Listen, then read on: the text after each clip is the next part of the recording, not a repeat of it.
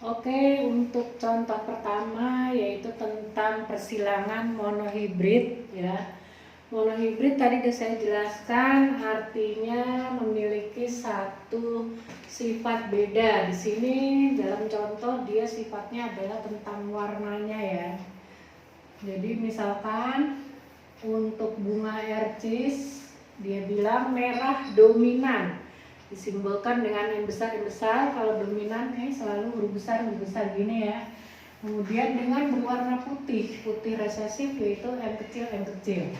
Nah, cara urutan untuk membuat persilangan, langkah pertama kita buat dulu parentalnya atau orang tuanya. Biasanya dituliskan dengan P1. Orang tuanya siapa? Untuk bunga ercis yang merah, tulis M besar, disilangkan dengan M kecil. Supaya kalian gak bingung, di sini tuliskan namanya, warnanya, jenisnya gitu ya. Merah dan putih. Oke. Setelah itu urutan kedua, kita tentukan gametnya atau anak-anaknya dari kedua setelah disilangkan, gamet ya. Gamet tulis saja sini anak-anaknya. Nah, untuk gamet di sini kan hanya ada M besar, tidak ada lagi huruf lain selain dia. Cuman ada 2 M besar, jadi cukup kalian nulis satu aja. Kemudian yang ini M kecil, nah, itu anaknya. Kemudian untuk susunan berikutnya untuk F1 atau keturunan pertama. Nah, kalau kita silangkan keturunan pertama ini kita silangkan, jadi hasilnya adalah M besar M kecil. Dimana M besar M kecil itu langsung berubah warnanya, jadinya harusnya kalau misalnya begini merah dengan putih berarti pink ya, warna pink ya, tapi di sini tidak dijelaskan untuk intermediate-nya, jadi ini masih monohibrid. Nah, untuk kemudian kita silangkan untuk keturunan kedua yaitu F2 dengan sesamanya M besar M kecil dikalikan dengan M besar M kecil. Jadi ini sebenarnya soalnya keturunan sampai F2 ya, maksudnya diturunkan dengan sesamanya gitu. Artinya sesama itu setelah yang keturunan pertama diturunkan lagi, itu dia lagi.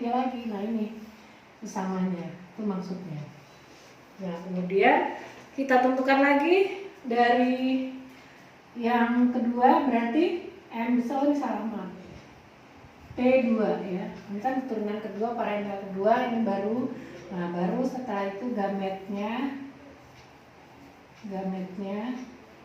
karena ada 2 huruf berarti M besar M kecil, ada 2 ya, M besar dan M kecil dipisah anak-anaknya. Nah, kemudian untuk menentukan keturunan yang baru yang ditanyakan ini, nah itu kita gunakan istilahnya memakai tabel Pinot. Nah, jadi kayak waktu itu pernah belajar di kelas 8 tentang peluang ya, dadu-dadu gitu. Jadi yang dihasilkan M besar dengan M kecil, kita buat dengan M besar M kecil. Ini kita bagi lagi M besar M kecil. Nah, ini anak-anaknya ya. M besar kali M besar ya, M besar.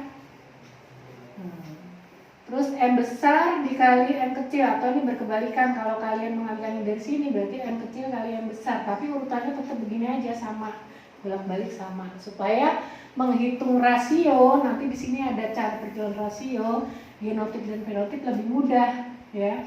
Kemudian ini M besar kali M kecil berarti M besar M kecil. M kecil kali M kecil berarti M kecil.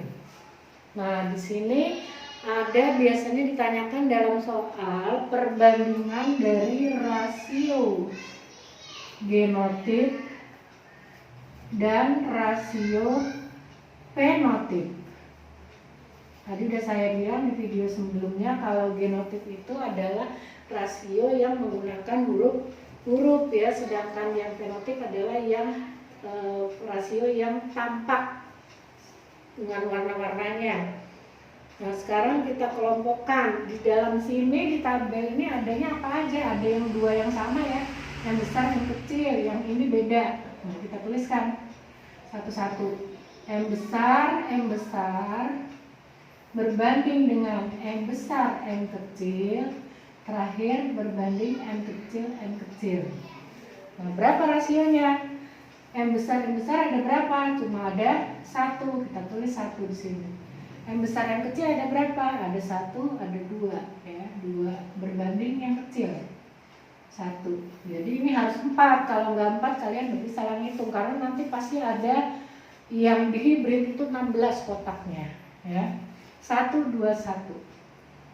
Tapi kalau secara fenotip itu hanya ada warna, nama-namanya warna merah ya kan, kemudian putih ya kan. Nah, karena di sini masih monohibrid, belum yang intermediate campuran. Nah, berarti di sini kita tulis yang merah ada berapa? Yang ini merah, karena udah jelas ya, dominan merah. Merah sama M besar sama M kecil ini artinya apa? Karena ada unsur besar, unsur dominan, berarti dia lebih kuat. Berarti ini termasuk merah. Jadi merah dong otomatis, karena ini sama ya. Berarti merahnya ada 1, 2, 3. Kemudian putihnya ada berapa? Putih hanya 1. Jelas ya. Ini untuk yang monohibrid, bukan yang campuran. Untuk yang intermediate itu nanti di sini ada. Setelah ini saya jelaskan lagi contoh soalnya. Nah, jadi tuh kalian harus paham pertama di sini untuk pengklasifikasian anak-anaknya ini genotip yang gimana, fenotip yang bagaimana ya. Ingat, genotip secara huruf, sedangkan fenotip memakai nama-nama merah, putih, bulat, lonjong, nanti seperti itu. Oke.